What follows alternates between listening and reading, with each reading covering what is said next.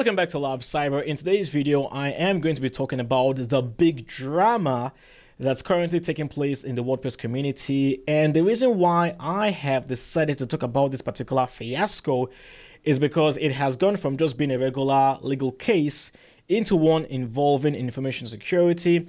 And I feel that even if you're not a WordPress user, you don't know what WordPress is, you should stick around because you're going to learn a lot in this video. And if you are somebody who is already familiar with WordPress, do stick around as well because you're going to learn quite a lot. So what exactly is going on here? Before I delve into the actual story itself, for those of you who don't know what WordPress is, let me give you a very quick introduction. WordPress is basically a platform for building websites, okay? Kind of like Squarespace or Shopify. However, WordPress happens to be by far the most popular platform out there. It powers about 40% of all websites on the internet, so it's extremely powerful, extremely popular.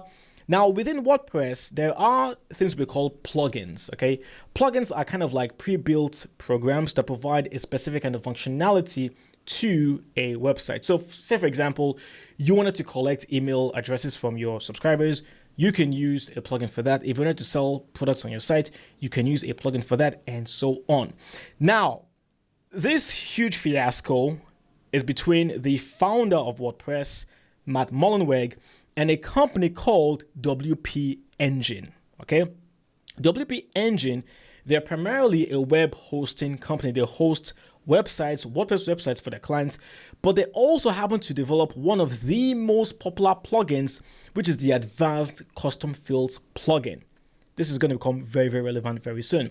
So this whole fiasco started last month when Matt Mullenweg, he wrote a blog post calling WP Engine a cancer to the WordPress community. Now, why would he do this? Well, one of the reasons is because one of the most powerful features of WordPress is that it's meant to allow their users to make as many edits as they want to their content. We call them post revisions. Now, WP Engine, and this is true by the way because it's on their page, this is their page right here, they say that every WP Engine site has WordPress revisions disabled by default.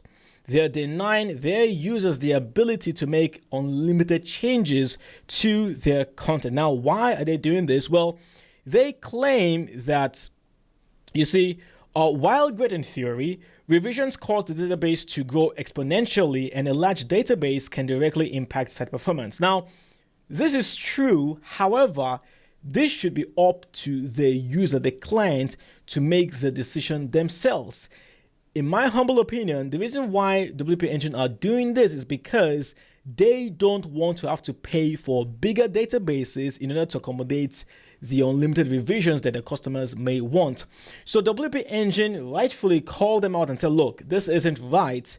And then he also accused WP Engine of being basically kind of like freeloaders. What do I mean? Well, WP basically stands for WordPress, right? So most people, when they see WP Engine, they might automatically assume that WP Engine must be in some way affiliated with the main WordPress company, but in fact, they're not. So Matt Mullenweg said, look, you guys are simply taking advantage of the WP letters. Many people are signing up to you because they think that you are associated with us when that is simply not true. Another thing is that WordPress, the platform itself, it's open source. People are allowed to make contributions, develop plugins, themes for free, things like that. WP Engine, they do nothing like that. They don't contribute in any way to the development of WordPress. So Matt Mullenweg said that, look, you guys are a cancer. You guys need to stop. And I believe he started to demand that WP Engine pay some sort of a fee. I think it's like 5% or 8% of their net profits on gross revenue or something like that. Something quite kind of like outrageous. WP Engine refused. Now, because WP Engine refused to do so, WordPress basically banned WP Engine from the WordPress repository. Now, what is this WordPress repository?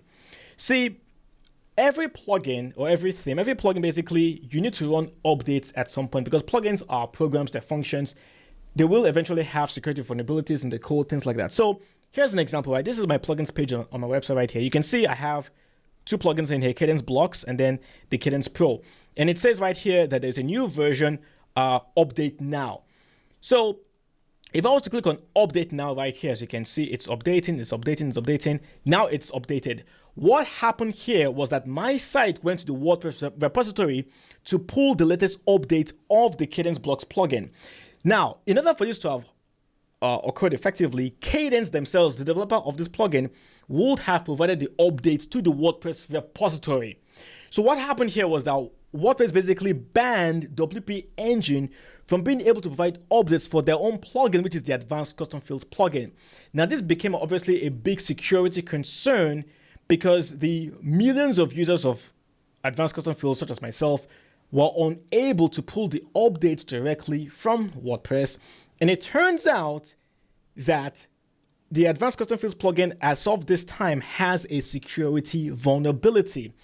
Now, what happened eventually was that WordPress took it a step further. They ended up forking the plugin. What this means is that they forcibly took control over the plugin because they said, hey, look, Advanced Custom Fields or WP Engine, you can provide updates to your customers using Advanced Custom Fields. So we're going to go ahead and basically just seize the plugin from you. Apparently, they can do that. The plugin is now called Secure Custom Fields. And of course, this became a huge concern because there are many developers out there right now who are concerned. They're thinking that, look, if WordPress could do this to WP Engine, who happen to be one of the biggest developers of WordPress plugin, what's to stop WordPress from doing it to them? So that's basically the huge drama occurring right now. Lots of developers are concerned about what might happen to them in the future. And me personally, I think that Matt Mullenweg, he made the huge mistake of banning WP Engine from the WordPress repository because in an attempt to punish them, he actually ended up punishing millions of users. Okay, and a lot of people are really not happy. Me, myself, I'm not happy. I think that his action of banning WP Engine wasn't thought out carefully enough. I think it's basically he throwing a tantrum and saying, look, you know what, I'm going to ban you guys from the WordPress repository. And I just think that that was a very, very bad thing to do. So as it is right now, WordPress hackers are of course on the prowl, okay? Because like I said, the Advanced Custom Fields plugin does have a current security vulnerability.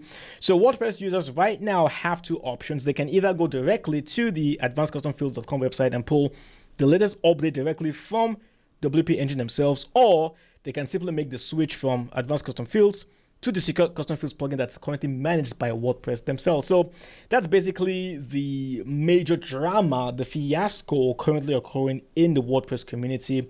If there are any major updates to this particular story, I will update right here, especially of course if it involves anything information security or hackers or something like that. So if you have any questions about anything I've talked about in here, please do let me know. If you'd like to contribute, if you have any thoughts about the ban, maybe you're a WP Engine user, maybe you work with WordPress, do let me know what your thoughts are in the comment section below.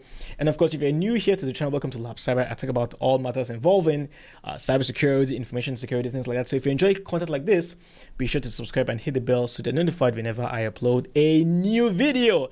My name is Alex. It's been a pleasure. Stay safe out there, and I'll talk to you next time. Cheers.